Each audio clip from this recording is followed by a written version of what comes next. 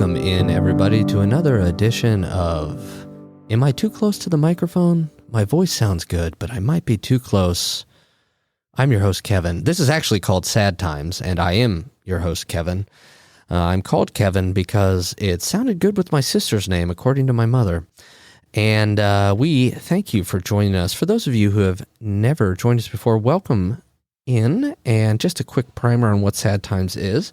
Sad Times is a show where we have somebody come on who has, as we all have, been through very difficult times, been through challenging times, times where they weren't sure what was going to come next and how they reacted. And, you know, sometimes we don't share these stories as much as maybe we should about all of our struggles. So, you know, that's the goal of Sad Times, is for you at home to listen to it, or at work. I hope you're listening at work, or at work, to hear these stories and maybe feel a little bit less alone, and then maybe feel compelled to maybe talk about some of your difficult times with some people as well. So that's what Sad Times is. Let's get to today's sponsor. Now, this one is not angry, so it's kind of angry, but Brent did not find this sponsor. This is one that I was able to, I usually call sponsors from 10 p.m. to 6 a.m., so that's probably why we don't have any real sponsors. Oh, I'm sorry. This is also a real sponsor. Anyway, this week's show is brought to you by my childhood fear that plants would eat me. Look, Big Oil, this had to do with my strange and imaginative way to make everything in the world created for my specific demise, not because I'm into pollution. I'm cool with plants now. Please lose my number. All right, cool. You know, and now just as I say that, those fuckers are going to eat me because I'm not suspecting anything. Okay, enough of that shit. Let's get to our wonderful guest, my friend, my dear friend, Whitney. Whitney, how the hell are you doing? I'm doing really well today. And as a matter of fact, to go with your theme, my name is Whitney because my mother said it sounded so well with Wells. And so well with Wells, and Wells was your first. I don't like the term maiden name, so I'll say your first last name. My given name. Yes. Your given name. There you go. Amen. Amen. Yeah. Well, Whitney Wells. That does roll off the tongue. What is your middle name again? Jane. Oh, that's right. You and my, that's something you have in common with my sister. And you also have in common with her that neither of you are doctors. I was going to tell you that I am not a doctor. Yeah, I know. Look, she's always like, I'm a doctor. And I'm like, no, you're not. And, you know, there we are. She doesn't really sound like that, but that's my impression of her. So Whitney Wells. So you were named Whitney because it went well with Wells. That's correct. Welcome to this week's edition of Alliteration. Okay, Whitney. Well, I've, you know, let's see. I've known you about 2.5 years now. And I first met you when we were at an interview, and you were cracking me up in that interview. We offered you that job when you were half a block away, and we've become very close friends, and I'm the better person for it. So let's talk about some time before then, of course. Tell me where you're from. I'm from Portland, Indiana, 33 miles southeast of Muncie. And if anyone knows where Muncie is, that is where I think Close Encounters of the Third Kind. Yes, there's a reference to Muncie there in that movie. Oh, is there? Okay. I've only seen that movie like once, I think. I'm sad to say. Okay, so, and where in the state is Muncie? It is right, probably in the middle, south of Fort Wayne. Fort Wayne. 12 miles from the Ohio border. Ooh, you dodged a bullet there. I sure did, but it was really pretty interesting growing up because when I grew up, you had to be 18 to drink beer in the state of Ohio, so we could make that little jaunt and drink when we couldn't drink in the state of Indiana. Well, here's hoping that you didn't drive. No, I didn't. Okay. All right, good. So you grew up in Indiana. You're like me. You're a Midwest kid. Midwest. I love Midwest. One of the reasons I love Chicago so much is because it's seriously the Midwestern city. It still feels like the Midwest, but in a large sprawling metropolis, whereas New York definitely does not have that feeling. Would you agree with that? Well, I enjoy Chicago. I've never been to New York, but I'm from a small town, and when I did move away from there, I moved to a small town that was outside of a metropolis, as you know. So, Mm-hmm. yeah, I'd have to agree with you there. Yeah. And, you know, when you were young, you're the youngest of four, right? That's correct. So tell me about your siblings. I have three older brothers. Um, my oldest brother is 13 years older than I am. My next brother is 6 years older than I am. The other brother was 4 years older than I am. And I am the youngest and the only girl. So were they nice to you? Oh, well, as nice as brothers can be when you're growing up, I worshiped them and they tormented me. Even I the think even the that's one who's pretty 13 normal. years older than you, was he also tormenting to you? Oh, well, of all of my brothers, my oldest brother, JC, Mm-hmm. he was too much older than me to really remember a lot of him when I was growing up. And by the time I started getting memories, he had, of course, graduated, married, and moved on. My brother Matt and my brother Wyatt were very close. They were about a year and a half apart. But my closest brother was my brother Wyatt. Gotcha. And And we he's the had a one who's different only 4 relationship years older than than you, my right? other brothers because he was like my best friend. Yeah. And, well, I mean, again, all the joking that I do at my sister's non-doctor expense, I try to also point out that she's one of the most important people in my life easily. So Yeah. I totally hear that. And I know that you and I have had countless discussions on the wonder that is a close sibling and how wonderful it is. And that's one of the first ways that I think we really bonded. Yes, it probably was when we were talking about your sister and your family and growing up. Right. And we also bonded over our shared love of the Beatles. That's absolutely correct. Yeah. Brent, don't look over here like that, you motherfucker. Yeah. Okay. So you're the youngest of four. Tell me about your parents. My parents, my father was born in 1906. He was 19 years older than my mother. My mother was born in 1925. So I grew up in a home where I lived with my grandmother and grandfather. And then my grandmother and grandfather on my mother's side, excuse me, had six children. And they had one great big huge house. So whenever there were troubled times or anything, everyone always came, as we call it, either the barracks or the big house and lived. So when my Aunt Betty Jo and her two children, when she got divorced, they moved into the big house. And when my Uncle Dale got divorced, he moved into the big house. So I grew up in an environment where we all lived in one big house with my grandparents, aunts and uncles, their children, my parents, and my brothers. So it's a different environment than what you see today. I mean, I it's kind of like the Waltons thing, where everybody all still lives there. And so I always had someone there to talk to, hang out with, play with. One of my cousins that lived there with us, her name was Beth, and she was exactly 9 months older than I was. And so they moved in there when she was about 2 or 3. So I didn't know what it was like not to have a sister, even though I didn't have a sister in my life. So I grew up with just a whole horde of people all the time, which was great. I know that myself, now that I've gotten older, that's something that my home tends to be, is the place where everybody wants to be, because we're always having a good time. There's always something to do, and this is where everyone wants to gather. It's a safe place. And that's what the big house was like growing up. Yeah, and I'm going to second that too. Not as somebody who hangs out at your house, but just the vibe that you and your husband put off is everybody's welcome. We're here to have a good time. We hope you're having a good time too. Yes. And it's a very wonderful thing to be around. Yes, it's just I don't know how to be another way, because that's how I was raised, and my grandparents were very loving people, but my parents did not have a great marriage. My father was not a happy man by the time I got around, because I was the last one, and as they used to say, they loved to tell me that, and my brothers especially, that I was a mistake.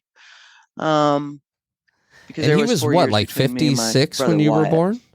But my dad took early retirement. He was not very happy. So he was one of these gentlemen that would go up. This is what I remember. My brothers remember him differently, because they saw my father in a different light than I did, because I knew him when he was still working and engaged in social aspects and happier. But he was bitter and unhappy by the time I got around. So he would go up in the morning and get up and go to the Elks or the Eagles or the Moose. We all know about those places if you're from the Midwest, Sure. where we'd play cards all day, and then he'd come home. And as soon as his foot would hit the back stairs, he was just a raging asshole. But uptown at the bars, everyone loved my father. Everyone loved old Wobbly Wells. And he got that nickname from when he used to play basketball. He wobbled when he ran, so it looked really funny. So they always called him Wobbly. So as soon as his foot would hit the back stair when he got home, he would scream at the top of his lungs, "What's for supper?" Probably the usual: hot tongue and cold shoulder. I don't think there was a day in my life that passed when I lived at home with my parents that did not come bellowing up the back steps whenever my father came home. Now, my mother worked, and her and her sister owned a nursing home, 33-bed nursing home that was right across the street from us. And so she worked all the time. So my father took early retirement, and that meant he could play cards and drink and torment the living shit out of everybody. And my father would finally be happy when everyone else was as miserable as he was. So that's what I remember growing up about my father and my relationship with him. I wanted to ask something too about that line. Really, it's not over exaggeration to say that that's what he said every day when he came home. That's absolutely correct. Did he just think it was funny every time, or do you think that he liked to say it because he knew it would get under everyone's skin, or is it something else? I think he said it because he knew how angry it made my mother, because my mother worked third trick at the nursing home, which third trick is, some people may not know, is third shift. You know, you have first, second, third shift. So that was the 11 to 7. So my mom worked third trick, and so she was usually sleeping when he came home. So she would always try to get up before he did to make sure that when he did get home, she had something cooked for him. And my father, we did not eat even in the same room with my father. We all ate in the kitchen, and Dad's plate was taken to him first, and he ate in the living room by himself because he was impossible to be around, because he would just start verbally berating you until you were miserable, and then he would be happy. And I think you said this too, but obviously when he's at the Elks or wherever it is, and he's the life of the party, as you said, everybody loves Wobbly Wells. I mean, I kind of love Wobbly Wells, but mainly because of the name. He would be just a guy that everybody's like, oh, I love being around that guy. But when he came home, he was probably drunk then.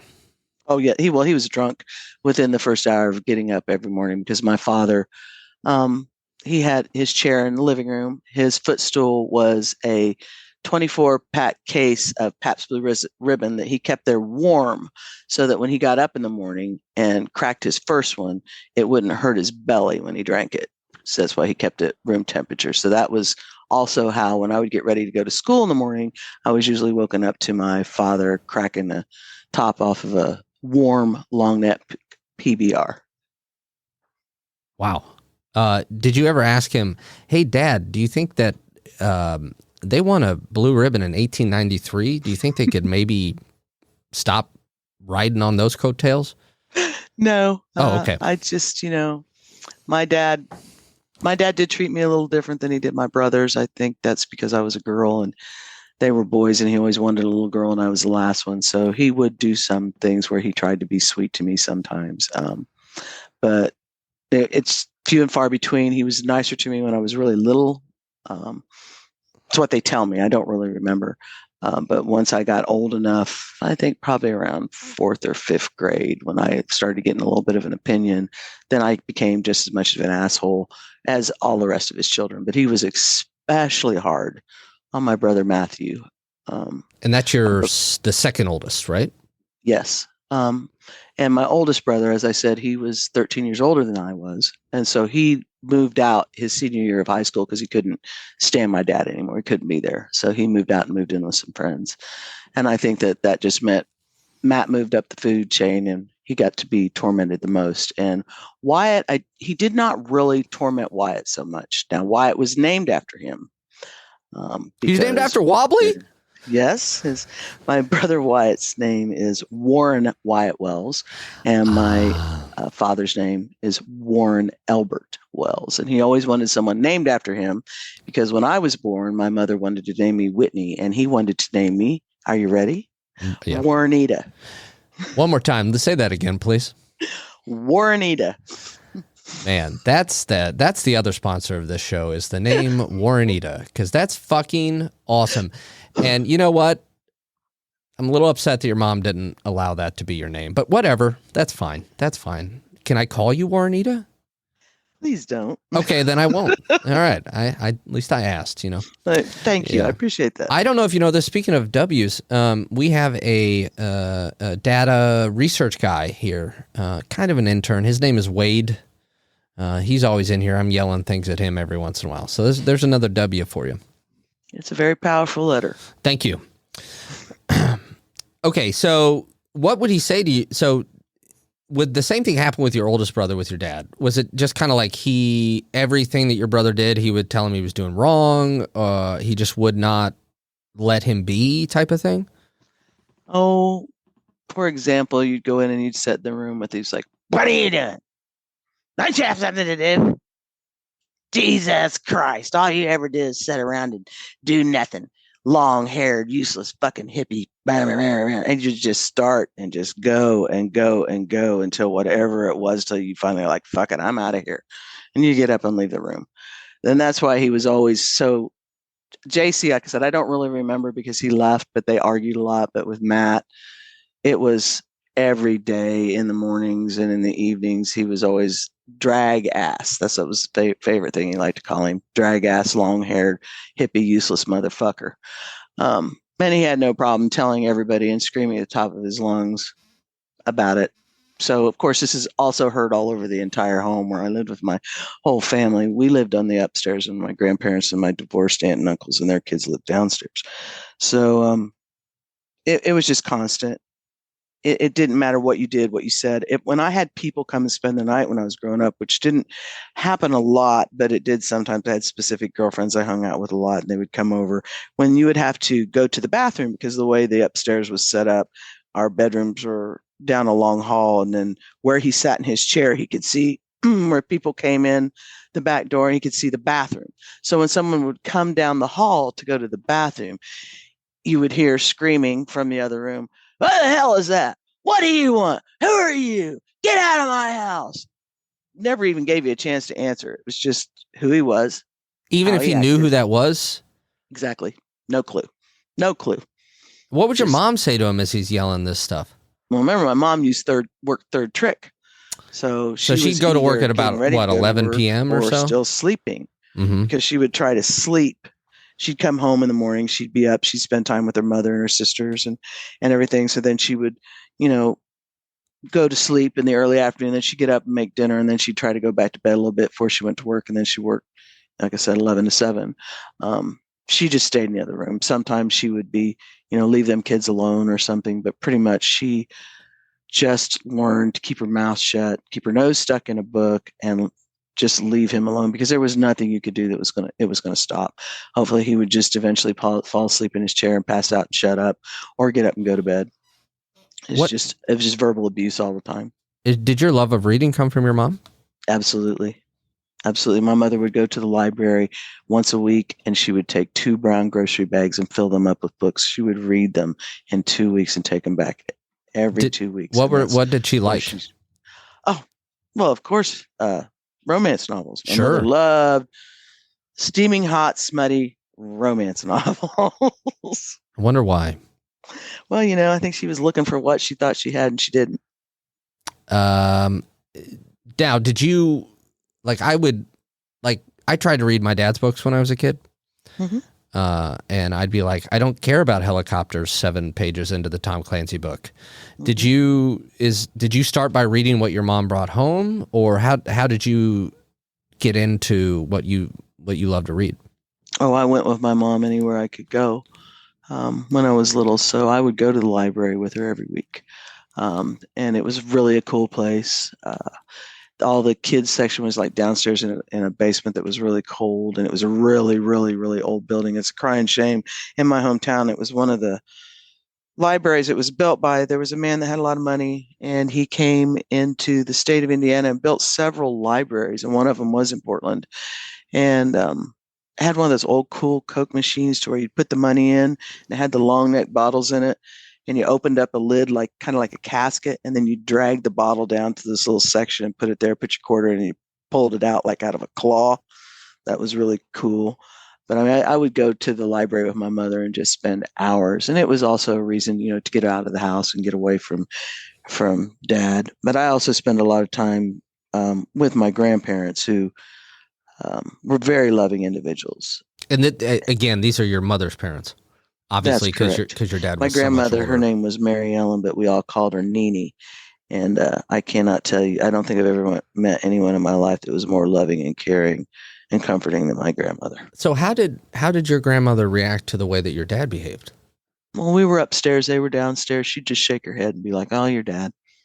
I mean, you got to remember, by the time I got around, my parents had been married for 14, 15 years and then lived there the whole time, except for I think 1 year of their marriage where they lived in Seattle. So they were just used to it, and they just ignored it. Yeah. I just imagine, like, it would just be, that would be hard to hear all the time, but I guess if you're used to it after all of those years. And did anybody ever really, that you know of, ever confront him and say, Warren, why don't you just be nicer to your family or anything like that? Several people, even in the family. And like I said, it was just better off. I think everyone just came to the final conclusion that my father was just not happy, and I don't know what was ever going to make him happy. So he was pretty much, even though he was right there all the time, ostracized by the family and just not included. He never went anything. I mean, we had family dinners every Sunday downstairs with my grandparents, and their other children would come over with their kids. And my dad never came downstairs and joined in on that. When we would go out to dinner, I remember when I was really young, sometimes mom and dad would go to the Moose, and my dad never ate. And I think I was probably 6 or 7 when maybe 8, we stopped going out like maybe once a month to the Moose with the boys and with mom and dad. And I remember asking my mother, why don't we go out anymore? And she said, because I'm not going out somewhere to eat, to have someone watch me eat so they can sit there and drink. And then he would, of course, always pick on one of the boys while we were there. And so then mom was always trying to maintain low tones, and dad would just, he wouldn't be screaming, yelling at that point, but what he was saying was not nice. And my mother always told me, you don't air your dirty linen in public. And so I believe that when my father just could not stop being verbally abusive in public or whatever, that's why things just ceased with him, and why he had his own routine and did his own thing, because my mom was not going to be subjected to that. And she definitely was not going to let the community know that my dad was such an asshole. Because he had a different, as I said, a different persona with them than he did at home. Yeah, and so JC, we know he just got the hell out, right? That's how he dealt with it. How did Matthew deal with that type of unrelenting pressure? My brother Matt is incredibly talented and incredibly intelligent, and he, the home that we grew up in, as I told you, the big house, it has 20 some rooms in it, but it has a full, complete attic. And so he went up there and he built his own ham radio, and he played guitar. So he would spend almost all of his time up in the attic, either on the ham radio or tinkering around and building things like that, and just not be involved with us on the other floors. That's just where he went. And at night, because he was also the type of person that slept all day and worked at night, or he was just a late riser, which is probably why my dad always called him a drag ass when I was trying to go to school. I don't know. But so he would set up there he would open the windows, because the windows are they're probably about 6 foot, and they go from the floor of the attic to the, not completely to the top, but pretty tall. They're about 6 foot stained glass windows. And He Wow. would sit there and he would take his amplifier and he would push it backwards so it went outside, the sound did, and he would sit there in the middle of the night all night and play his guitar so the entire community could hear it. Or he'd get on the ham radio because his ham radio was right over my bedroom. So I can remember growing up when I would go to sleep, I'd always know he was up there because I'd hear this because he was on his ham radio. Did that drive you nuts? No, it's actually was comforting to me. And it's like my father snored, was a horrible, horrible snorer, which a lot of alcoholics are. So if I am somewhere with somebody that really snores really loud and obnoxious, it puts me to sleep. It's comforting. Oh, okay. Well, if I may introduce you to me or my sister, we're both terrible snorers because we've got the sleep apnea, and I know you know that. Yeah, I know you do too. You were one of the people who were like, "You just get the fuck down there and get that mask, Kevin. You get that mask and you wear it every night." Yes, because you're going to feel so much better. It does help. It really, really, really, really does help. Okay, so you, youngest of four, so you're growing up, you become, as you will, a teenager. Tell me about the gentleman that you met when you were 15 years old. Mm-hmm. So, small town, and I met someone that called me up and asked me out. He was 7 years older than I was. And you're 15 at the time. Pardon? You're 15 at the time that he called you, so he would have been 22? That's correct. Okay. He would see me and my cousin ride our bicycles past where he was renting in Portland. And he obviously liked what he saw, so he called me up and asked me out, and we went out on a date. He borrowed his sister's car, which was a white Trans Am with the old T-tops that you took out of the top. And he took me to a movie. He took me to go see Cheech and Chong Up in Smoke. Classy. And, yep, well, I thought he was cool. Mm-hmm. He treated me great.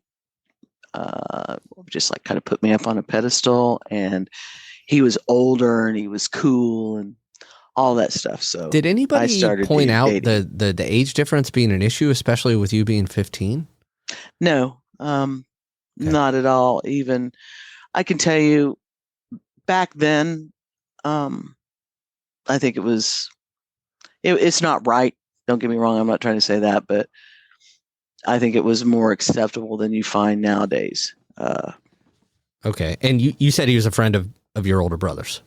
Well, he went to Cub Scouts with my brother Matthew, and they knew each other because very small town, population 7,000. Everybody knew everybody. So my parents knew their parents, and I think I dated him for 6 months until anybody found out about it. Okay. So he put you up on a pedestal. He takes you to comedy gems like Up in Smoke. How did things go from there? Well, after about, I would say probably a year, the relationship changed, and he basically treated me like I was his possession. I was not allowed to speak unless spoken to. If we went places and there were friends of mine there or mutual friends, and he caught me talking to them or anything, he would scream and yell at me when I got home and tell me I was making a fool of myself. And pretty much he smashed me under his thumb and kept me there for 7 years. Because I believe, based on everything I know about myself now, seeing my relationship with my father and my mother, I thought that that's what you were supposed to have with somebody that treated you like shit. Someone that yelled at you, someone that didn't respect you or love you or let you be you. And so I thought that was normal. I didn't know it wasn't normal. And then being you first love, oh my God, I'm going to die if I don't have him. Oh my God, I would, over the years when we were still in Indiana, before we actually even moved to Texas, he would get mad at me over something. It was always something absolutely ridiculous. And he would pack up all my stuff and he would set it out on the doorstep and tell me to come and get it. And then I'd go down there to get it. And then he would tell me he wanted to talk to me, and he would like scream at me and chew me out and tell me that he was doing this for my own good, and that, I couldn't grow up to be the person he knew I could be if I didn't know the difference between good times and bad times. And of course, I was very young, impressionable, and brainwashed. So I went along with that for a long time. Sorry. He was implying that you don't know the difference between good times and bad times, and he needed you to. Is that what you mean? Well, if we didn't argue and he didn't put me in my place and have these talks with me and correct me and tell me how to be, then how would I ever learn the difference between what is right and wrong and what is normal and not normal? So that's why I just needed to listen to him, because he knew everything and I knew nothing. And yeah, that's how I would recognize the good times, was because they weren't the bad times that we were having right now.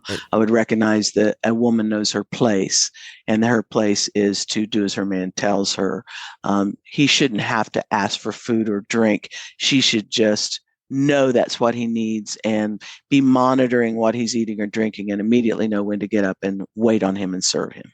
Well, and you mentioned earlier, going back to your parents, that your dad always ate first. Yes, first and alone, and yes. Now, when I have a couple, so when you say speak and do not speak unless spoken to. So if it's just the two of you in the house, you couldn't say to him, "Hey, maybe we can go see a movie," or whatever it may be. You have to wait until he says something to you. Yes. So you would just sit there silently. Yes. And what would happen if you spoke first? I would be yelled at or looked at, and that there was also the silent treatment. If I spoke my opinion or question him about anything, then I would get the silent treatment. I think that was even worse for me sometimes, because I didn't have a lot of communication. I was and of course totally cut off from my friends and family, because he was the only one that knew what was best for me, and I believed that. And you were still living in the same town? Yes, we lived.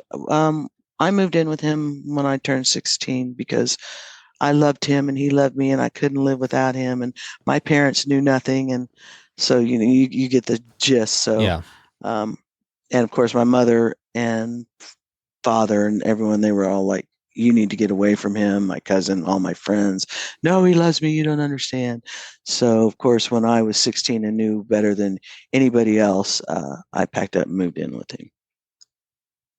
And then you just finished high school living with him? Well, actually, I quit high school my senior year.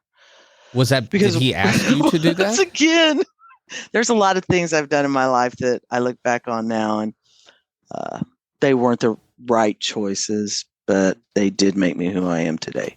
So I don't regret them. I just know that when I came to that fork in the road, I should have gone left instead of right. Was the reason, did he ask you to leave high school, or was that you're just like, I'm done with this shit? No, we briefly touched on this when we were in Chicago. Kevin, my cousin, had her accident. That's right. I'm sorry. My cousin had her accident, and she would have been a graduating senior, and I was a junior. And when I went back to high school following the accident, I went to a school where if you missed X number of days in a time period, you automatically forfeited all your credits. Now, I was an honor roll student, active in choir, honor society, and all that. But when I started my senior year after the accident, I went to school, and I was there like the first week, and one of the teachers came up to me and said, "Whitney, do you realize you have all Fs for this semester?" And I said, "What are you talking about?" It's like, "Well, the automatic failure list came out and you're on it." So I went down to the principal's office and spoke with them, and they said, "Yes, you went one day over, so you've automatically forfeited your credits. Don't worry about it, Whitney, because it just means you won't be able to graduate mid-semester. You'll just have to take the whole year." And I told them to take it and shove it up their ass, because the reason that I missed all those days is because when my cousin had her accident, I spent an enormous amount of time in the intensive care unit in Fort Wayne, and also met with her doctors and a lot. So I missed, I can't remember exactly how much time we were allowed to miss, but I was out for like 2 and 3 weeks at a time, off and on, during that time period when she was in the intensive care unit because she was unresponsive and in a coma for 3 months. Gotcha. Yeah. I just have to say this, right? That's an extremely noble thing to do, to be there for someone like that, even at that young of an age, to be that empathetic and loving, and to give up, you know, what did John Mellencamp say? That's a bunch of bullshit. Hold on to 16 as long as you can. Yes. You know, but you know, you're supposed to be having, oh, I'm in high school, I'm having a great time, you know, and you forfeited that to help be there for somebody, which I think is another thing that makes you who you are, or at least the Whitney that I know, is you're always there trying to be there for other people in the best way that you know how. So I would like to say that, you know, that I think that's really admirable.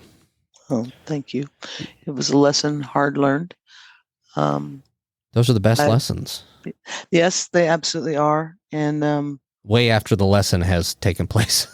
yeah, that's why I mean, drinking and driving for me is a really bad thing, because that's what that all revolved around, was the fact that she was always the one that could drink and drive, and we hadn't. I'll let you know, she was turning 18. She turned 18.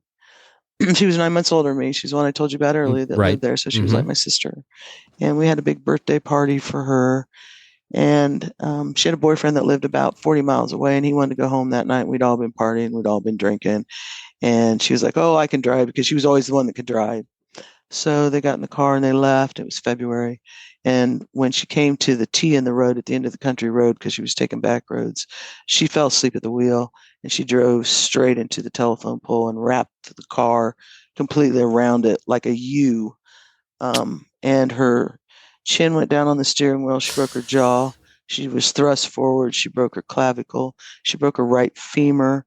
And she had an older car that my brother Matthew had found for her. It was really cool. One of those old Monte Carlos, you know, with the long, big, heavy doors and the short backs. I can't even remember what year it was. But he had gotten a sound system for her. And he had not gotten the speakers in yet, and he hadn't mounted them down inside the back. So when the impact of the car hit the pole, one of the speakers that he had just rigged up, that he had spare, come flying from the back and hit her in the base of the skull and caused her to have a bruise sprain. So this happened at about midnight, and they laid there until 8 o'clock in the morning until they were found, her and her boyfriend, who went through the windshield.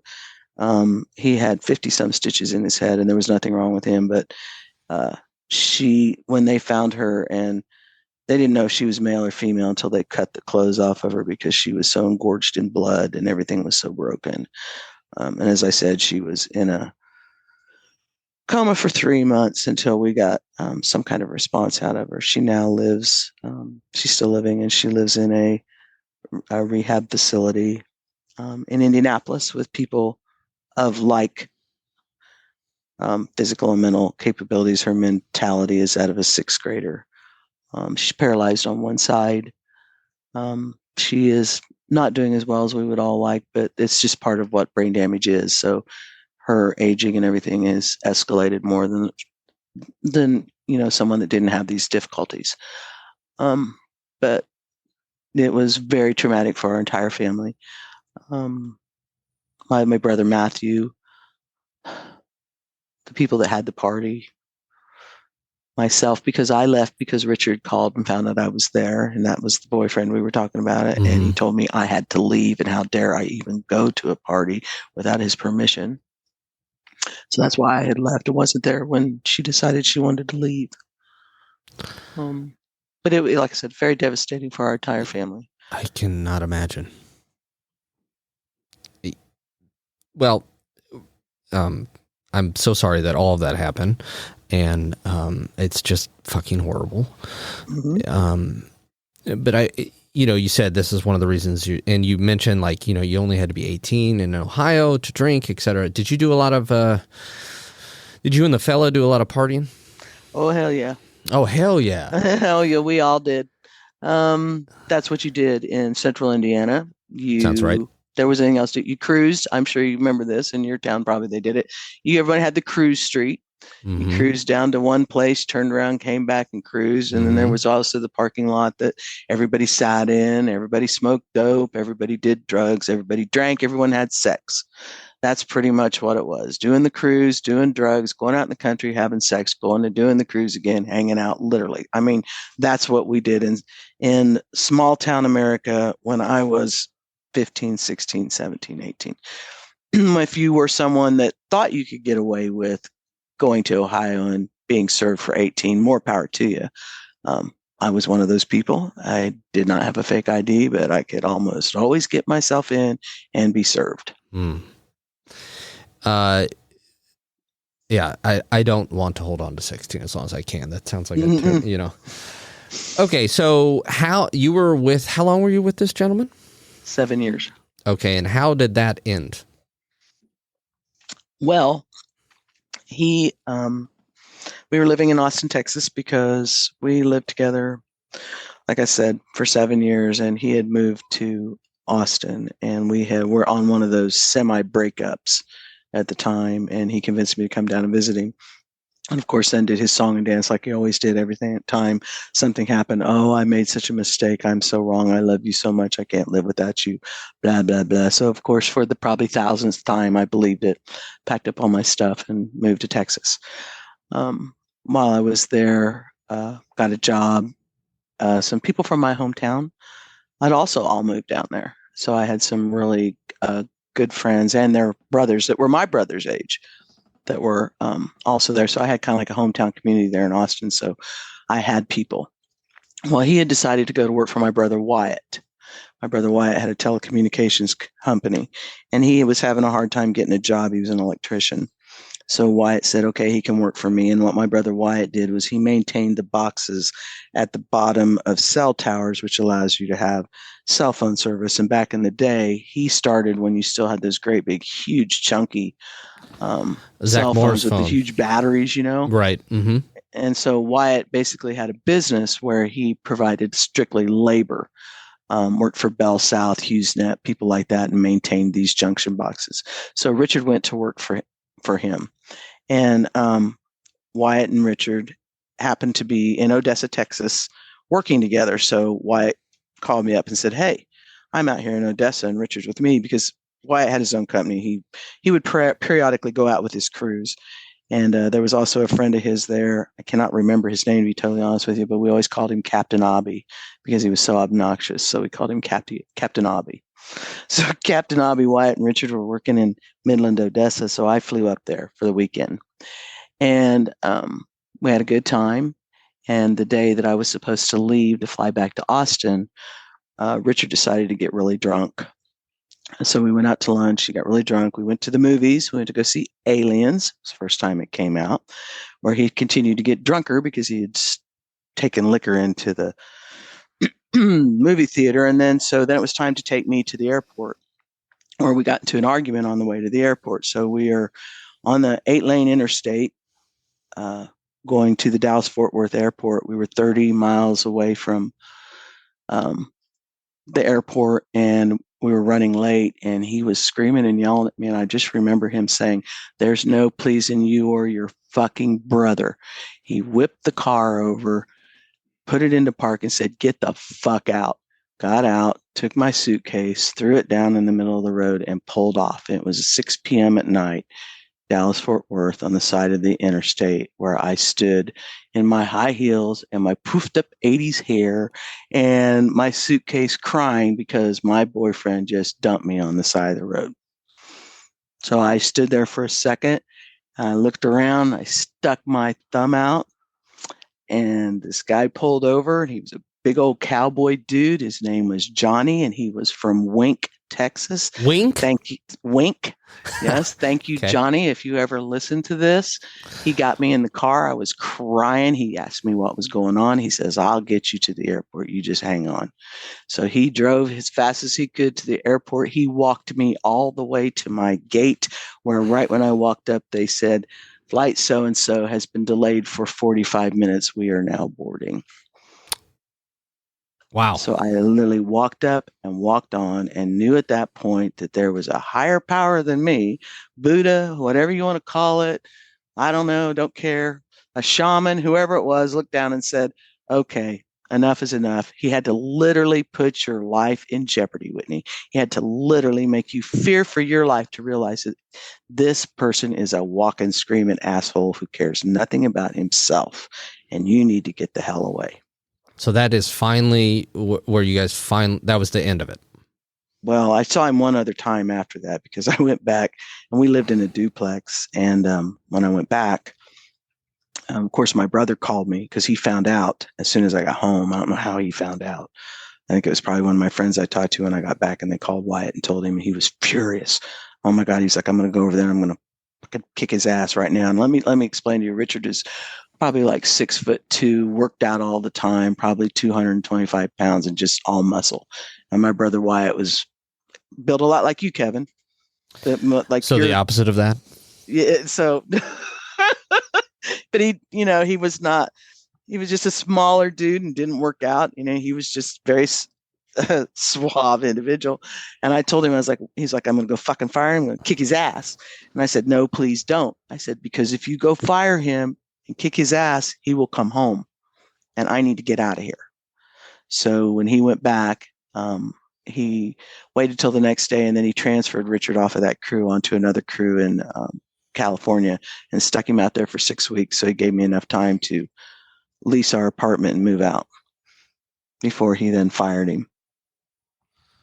Okay. And so in Wyatt, again, just as we're going, is your brother is 4 years older than you, so the third of the four of you. That's correct. And were you always closest to Wyatt? Yes.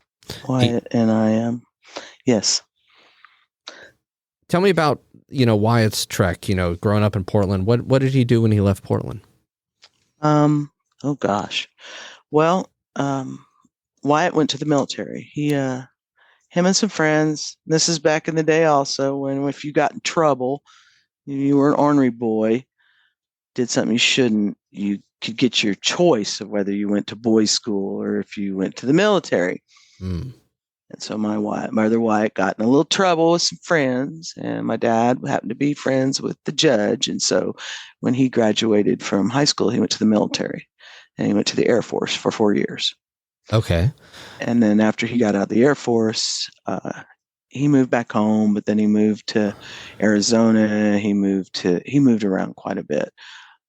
But he moved to Texas, and we lived together for, beginning of the Richard years.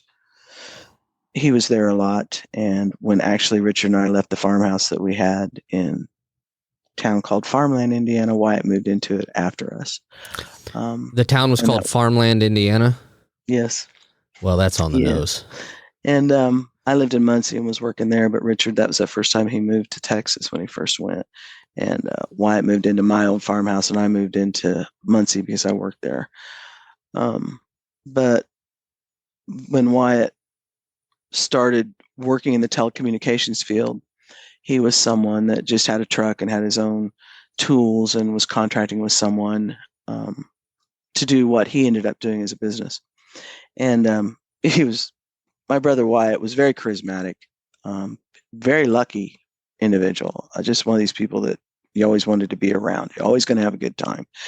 And he one day, when he was working for these people doing this telecommunications, said, well, I can do this myself. So he went out and borrowed $3,000 and bought the tools and turned that into $1 million business. I mean, where he had crews all over the United States and was making so much money. He just ran his business from his phone and was incredibly successful. Part of that, I believe, was just who he was and his charisma and his ability to talk a good fucking game. And he also loved the ladies. He loved the ladies. The ladies loved Wyatt. Now, okay, the ladies love Wyatt just because the same thing you're saying. He's very charismatic, that type of thing. Yeah, and he loved the ladies, and he would always treat a lady like a lady, no matter what. Even if you were the rudest bitch in the room, he would still find a way to find a common ground with you and make you fall in love with him before he left. That's just who he was. Now, how often, so around when, the incident where you and your first real boyfriend broke up for good, the horrible incident where you were left on the side of the road, how long or how often were you and Wyatt talking then? Did you talk like daily? I mean, I know it's not as at least weekly. We talked all the time because even when he lived in Arizona and when he lived other places, we talked at least once a week.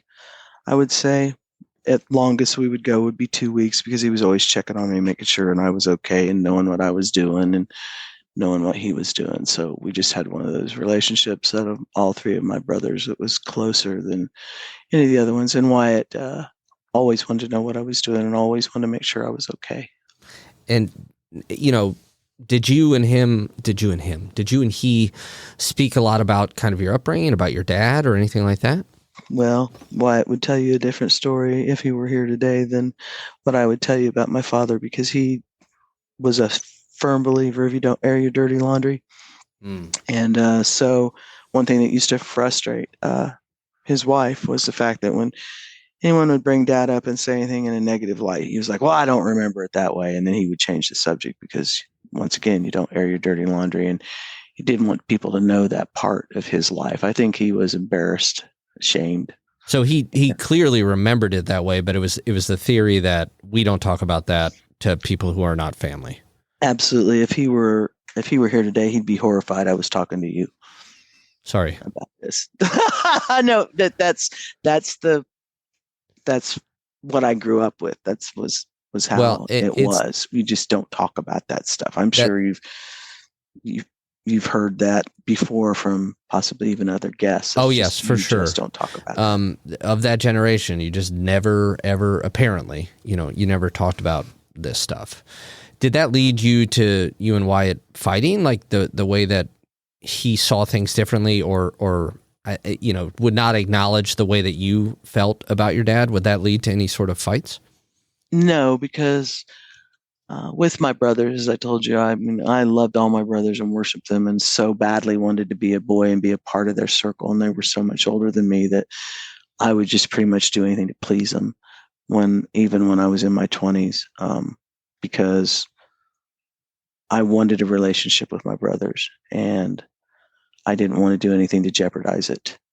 So if it was something that made them uncomfortable or they didn't want to talk about, maybe the two of us would banter back and forth about it, but I would let them have their way and just change the subject because it made them that uncomfortable. And it hurt me to know that they were uncomfortable, even though they even may have started the conversation, or someone else who grew up with us, his friends, my friends, would talk about my dad and things like that, and Wyatt would always try to salve it over like that's what it wasn't really like, even though everybody knew. So it's just one of those things you just didn't really talk about because you knew it was going to go somewhere, and wasn't worth it. Why make a good time a bad time because you want to relive something that's in the past you can do absolutely nothing about? Yeah. Okay. So you obviously you have said that, you've used the word was a lot when speaking about Wyatt. Yes. So tell me what happened. Well, my brother, this was 22 years ago. Okay. My brother was very successful. I was living back in Indiana with my husband. We had a underground directional drilling business, and I had 3 children under the age of 3. My husband traveled all the time, so I moved back home for a short time so that I could have help with the kids. And it was Christmas time, and we all decided for a Christmas present for my mother that year that we were all going to have a family picture taken because it's something that we'd never done. My brother lived in Brookville, Indiana at the time. I lived in Portland. Brookville's about an hour south of where I grew up. So is that near Farmville? Brookville. No, Brookville, what was the name of that town? Farmland? Sorry, is that near Farmland? No. No, okay.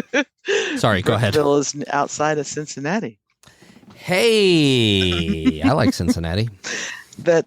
So anyway, my other brother Matthew lived in New York at the time. My brother JC lives in Portland, and JC never left Portland. Matt moved to New York to follow his dream, which got squelched. That's a whole nother story.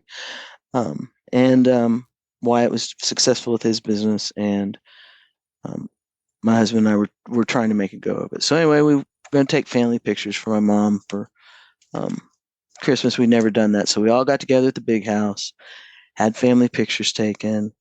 It was a really good day.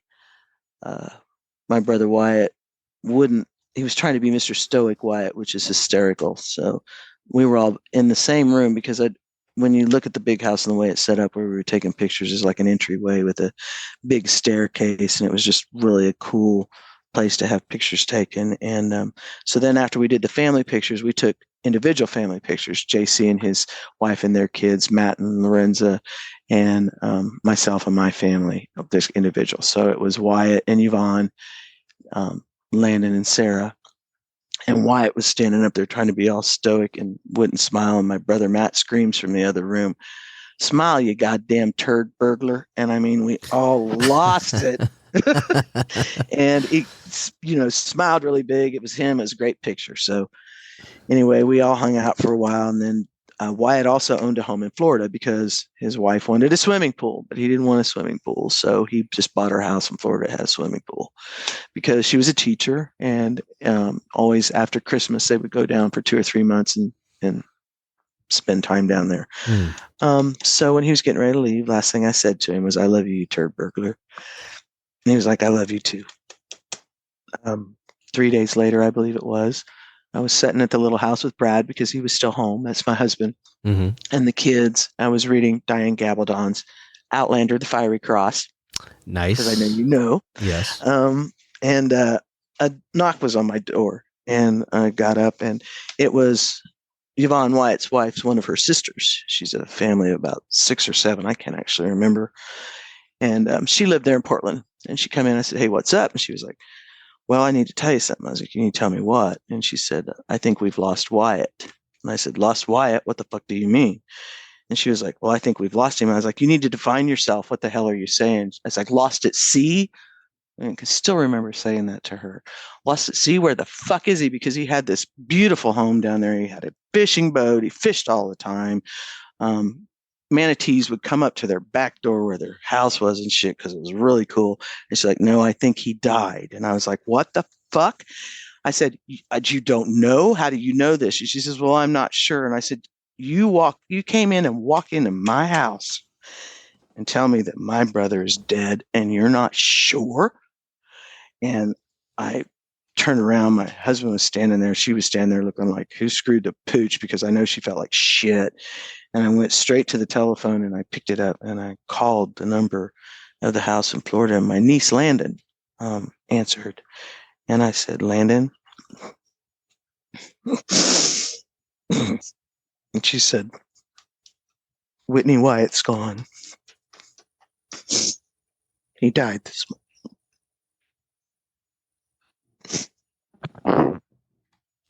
I told you I wasn't going to do this. I'm sorry. You do not need to apologize at all. It was devastating. I then got just a little bit of information from her. And she told me, she said, "I haven't called anybody else, Aunt Whitney." And I said, "I'll take care of it." So I asked Becky, that was Yvonne's sister, because my kids were there. I said, "Will you stay here with the boys? I need to go tell my family." So my husband and I got in the car and we drove out to my brother JC's, where I told him that Wyatt had died.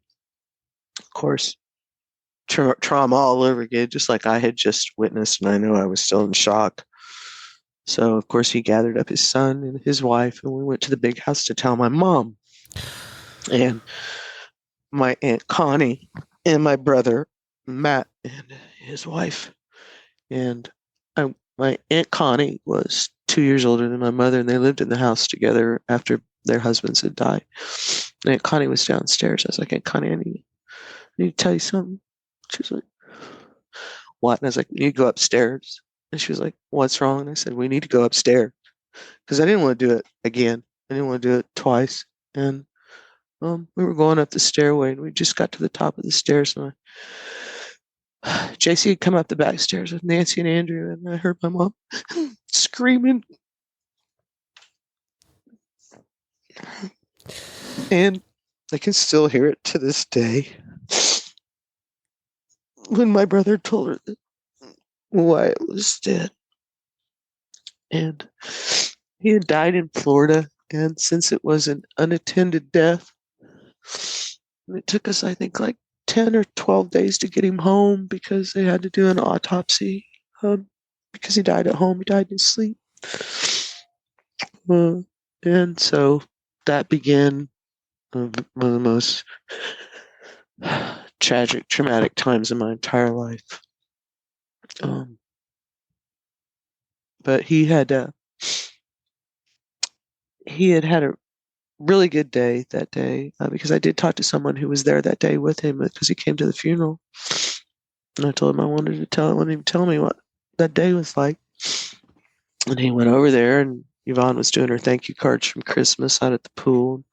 Wyatt and him sit around and had a couple cocktails, and they had dinner, and then they were watching a movie, and Wyatt had fallen asleep on the floor because he always liked to lay on the floor with a pillow.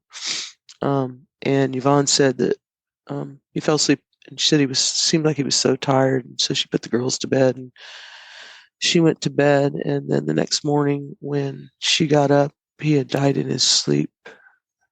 And he was 43, I believe. And after everything was said and done, it was found that he had some heart issues that none of us were aware of, and he had a heart attack and died. I'm so sorry. Yeah.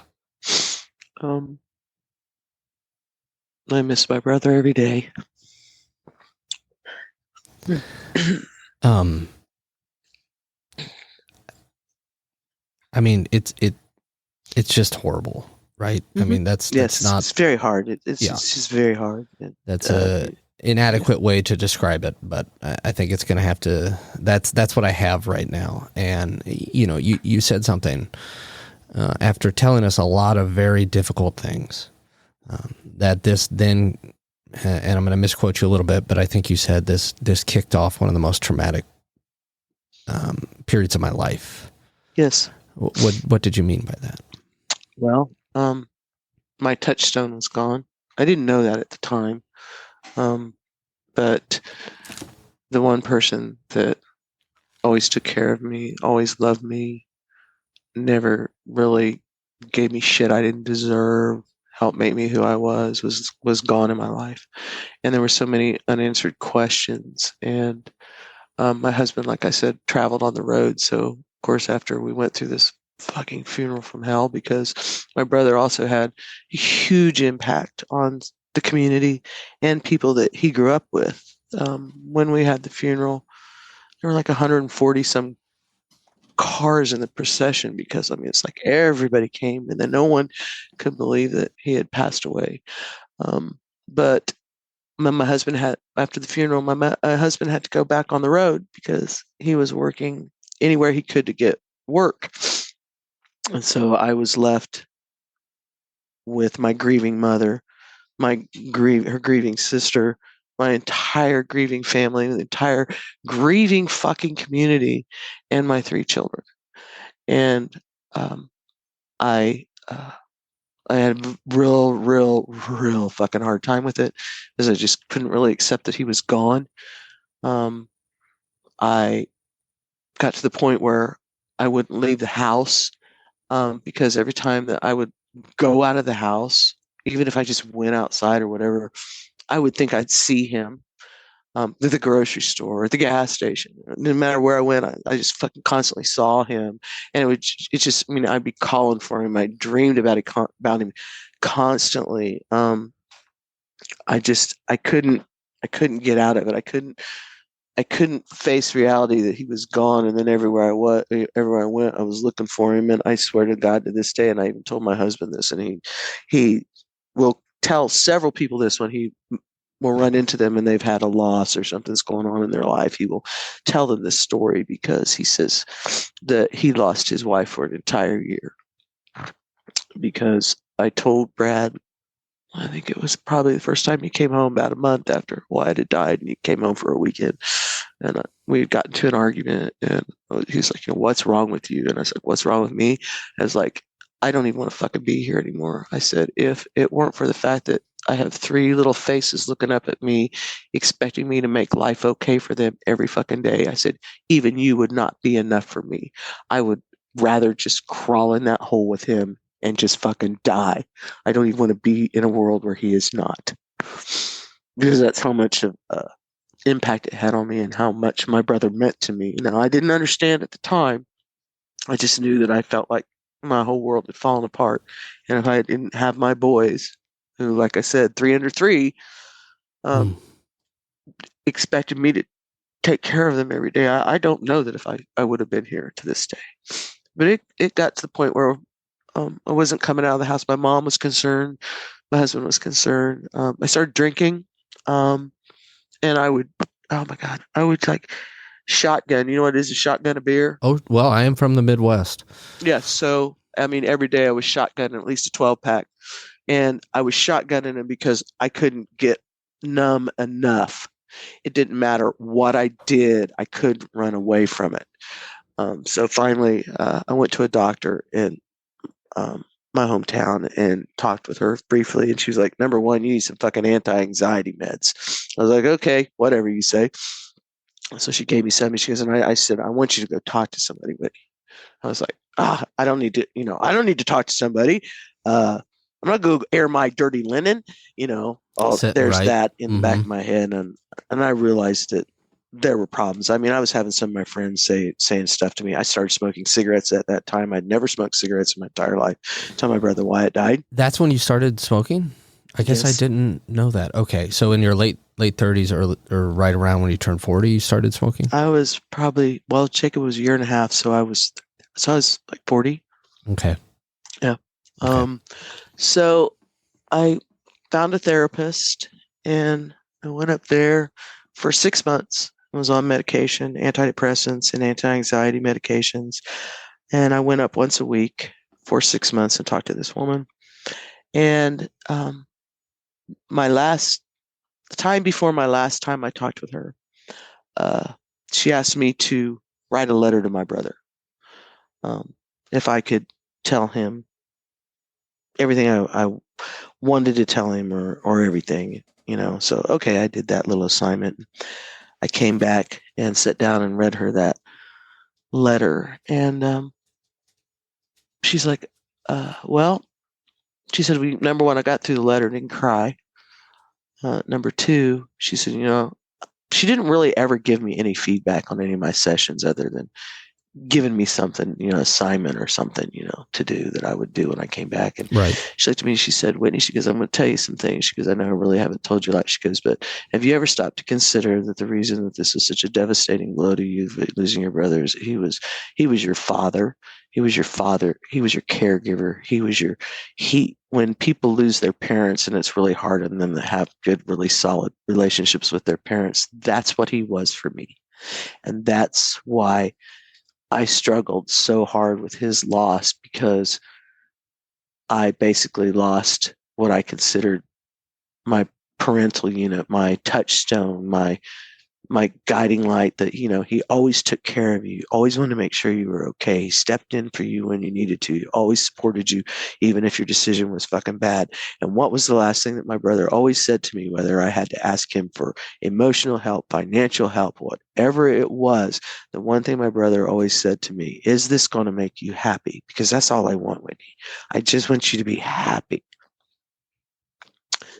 And it was like someone took a big bucket of ice water and just threw it on me, because I had never looked at it from that perspective, because I had a loving family. I mean, my dad was an asshole and that, but I mean, my mom loved me, and my grandma and grandfather that grew up in the house did. It was not a loving family. It's just my dad was a walking fucking prick.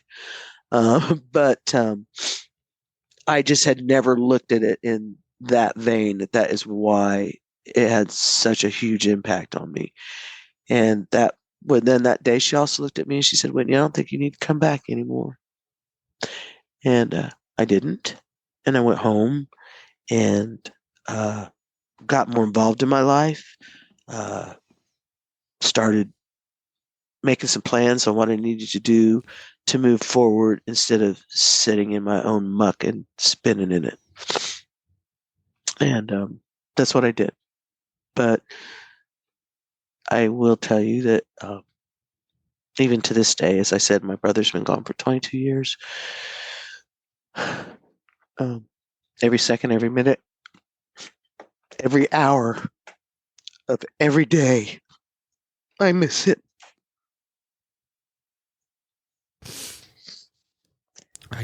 And whenever something good happens to me, bad, whatever it is, first thing that runs through my mind is, oh, I want to call Wyatt. Guess what? I can't. So he was just someone that was just a really great person. I mean, he was a shit too, don't get me wrong.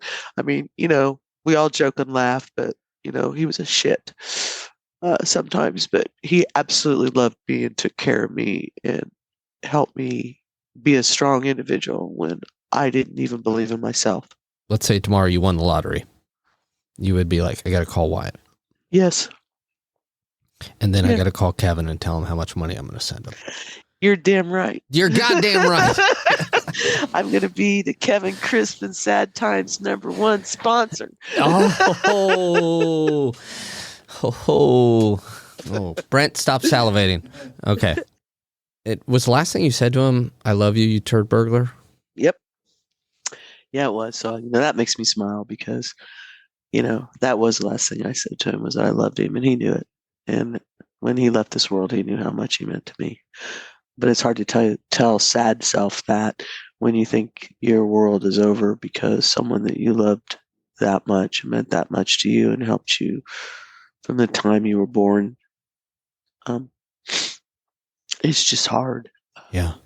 It's really hard. And like I said, then to finally be able to talk about everything and have someone from a totally different perspective look at me and tell me, maybe if you thought about it this way, and then for me to look back at my life, who I was and how I got there to realize that, yeah, I needed that. I needed someone that totally knew nothing about me to tell me that because I wasn't going to see it myself because I was too busy mourning my brother, mourning all of it. I do dream about my brother a lot.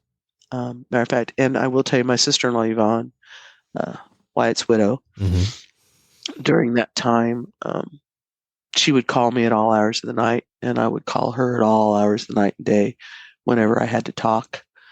And to this day, she is one of my best friends, has never left my side and always supported me in the best way that she can, trying to fill in for Wyatt. And she does a great job of it. And I love her for it. But I don't think I would have gotten through some of this stuff without her support also. And she tells me the same about me because it was a really tough time for all of us. And, but, that came out of the relationship was even a closer relationship with her. Yeah. Yeah. Now, my brother JC and Matt,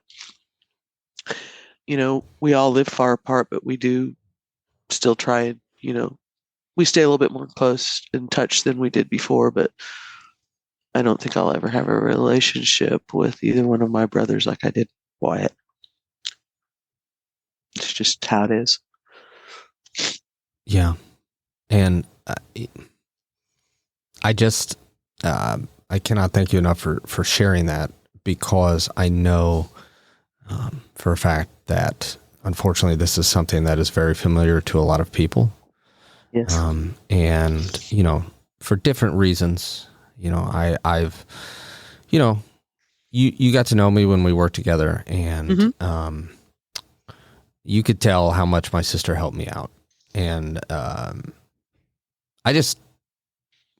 it makes me want to throw up to even think about that. So the fact that, remember what I told you that one time when we were talking, I think we were talking about it one time and I told you, I said, one thing I want you to do is no matter what your sister wants to do with you or what time it is when she wants to talk to you or whatever it is, you need to stop what you're doing and you need to do it. Because if you don't, then you're going to walk away, and that's one less memory you're going to have had with them. And my brother Wyatt was always wanting to do something, go places, because he was a success, and he would come to my home and I'm bored. What do you want to do? Let's do this. Let's do that. It's like I can't have kids. This, that, and the other. This responsibility. So many times I thought I wasn't deserving, or would turn him down to do things, whether it would be a trip anywhere I wanted to go, which he would have taken me on, or whether or not it was out to dinner. So all I did was allow myself to have one less memory that I could hang on to now.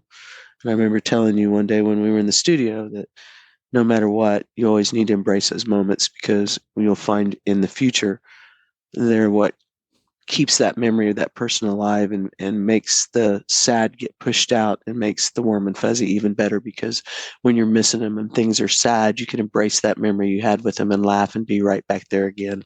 So you always need to seize those opportunities so you have them moving forward. I think that is obviously an incredibly wise and powerful thing that I think I take to heart. I basically talk to my sister every day, sometimes multiple times a day. She puts up with my shit. And we do a lot of laughing, which is the best part. Absolutely. That's great. And I will tell you another thing. My son, Lucas, looks a lot like my brother. My brother and I looked a lot alike. And sometimes when my son, Lucas, will laugh really, really hard, it sounds just like my brother. So I always love to get him laughing really hard, because I'll hear my brother in his voice. And then if I ever really miss him, all I have to do is look at my niece, his only daughter, who looks just like him and acts just like him. So he's still there. He comes, like I told you, he comes to visit me at night when I dream. And as Yvonne says, she'll call me up and say, "Hey, I had a dream about Wyatt." And it's like, I did too. And first thing she always asks me is, "How's he look?" And I said, "He looks goddamn fantastic." And she's like, "Why is that? Why is it every time I have a dream about him, he looks so fucking good?" And I said, "I don't know. Wherever he is, he must be having a hell of a good fucking time." It sounds like wherever he went, he had a great time. So why would, right? So why would this be any different? Exactly. Wherever he is, he's having a fucking hell of a time, and he's probably the life of the party. Yeah. So, well, but I think that's a good place for us to wrap up. Well, I understand. Just because it's such the way that what you just said, the very wise thing that I try to remember every day, not just with my sister, but with so many people, is, there are two things as I've dealt with my anxiety, my sadness, all that shit. Two major things have helped me, and it's friends and close family members, and books.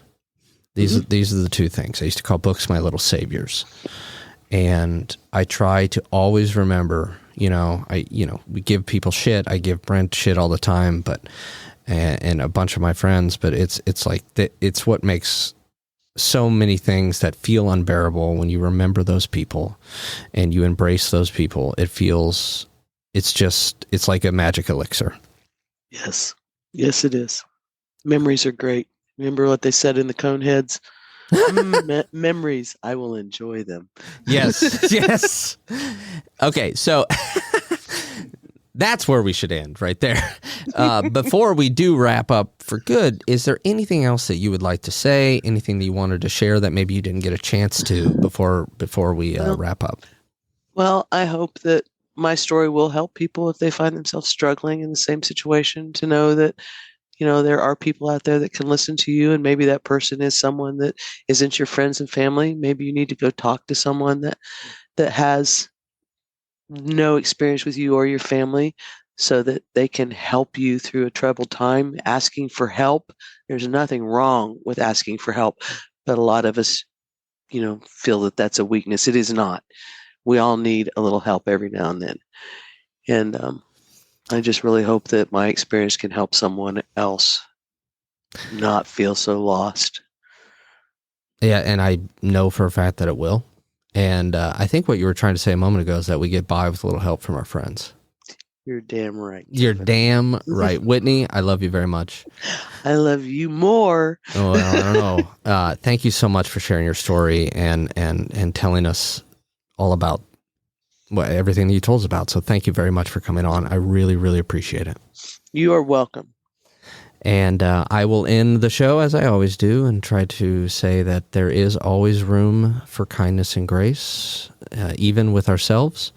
I forget it every day. I forgot it about 42 times today in the first 5 minutes I was awake. But there is always room for kindness and grace. And we'll see you next time on Sad Times.